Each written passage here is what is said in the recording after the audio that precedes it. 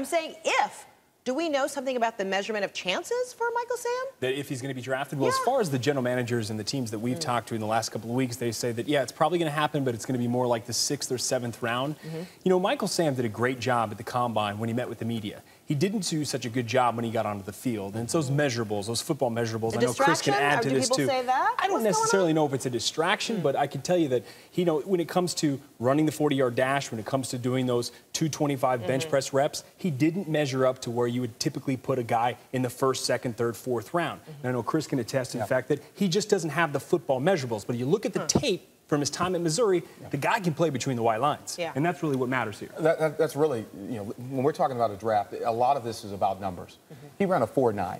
And for most people out there, they might not realize, they might say, oh, it's in the 4s, that sounds like it's all right. But for a linebacker in the NFL, that is absolutely slow. We were talking about how there were defensive linemen that ran faster than that. When you talk about how strong he was, there were some wide receivers and DBs that were stronger than him. And so those numbers, along with his vertical jump that was only 25 inches, those numbers make it where it's going to be difficult for a team, even if, you know, you take away the fact that he's gay. If you just look at the numbers, it would make it difficult for them to pick So him. does the total package, though, include the numbers, include the poise, include the appeal, include the life story? And so that might round out, you know, these numbers in any way, Chris? Basically, it is. It's a function of all of that. And so we're looking at the numbers right now, and he came out, a lot of attention on him, and they're looking for this guy.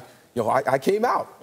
All right. Now you have to go and show people why you should be picked. And his numbers didn't back that up. Now, what he's done on the football field, absolutely. You know, 11.5 sacks, 19 tackle losses. It says he can play, but Code Defensive Player of the Year in the SEC. I mean, arguably the best conference in college football. The guy dominated. But I got to say here that if he doesn't get drafted today, his football career is still going to be a success because you know what? He will end up on a roster. And if he can play, they'll find a spot for him.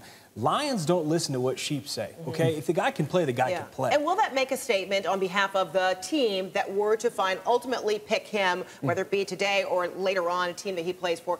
Might they be considering that it says something about the team, too, that they are considering the total package, the fact that he's the first openly gay prospect? This is not a typical 6th or 7th round pick, let's just be honest. This is not your typical undrafted free agent. There's a whole lot that comes with drafting this guy or with picking him on your team. A whole lot of distraction, a whole lot of noise. And Chris, as you know, when they do that, we talked about that before, when the Jets brought Tim Tebow to the team, it created a lot of noise and it divided the locker room. So teams are going to have to decide, are we prepared for this? It's got to be the right team, it's got to be the right situation. Absolutely. Again, Tim came there, and the Jets, I played with the Buffalo Bills in 2009, and that was a totally different Jets team. But when you move forward, you bring Tim Tebow in, a lot of people didn't recognize that they had lost guys like Leon Washington. They lost guys like Braylon Edwards. They had lost guys like LaDainian Tomlinson. These guys that were veteran leaders that made plays that really made Sanchez a better quarterback.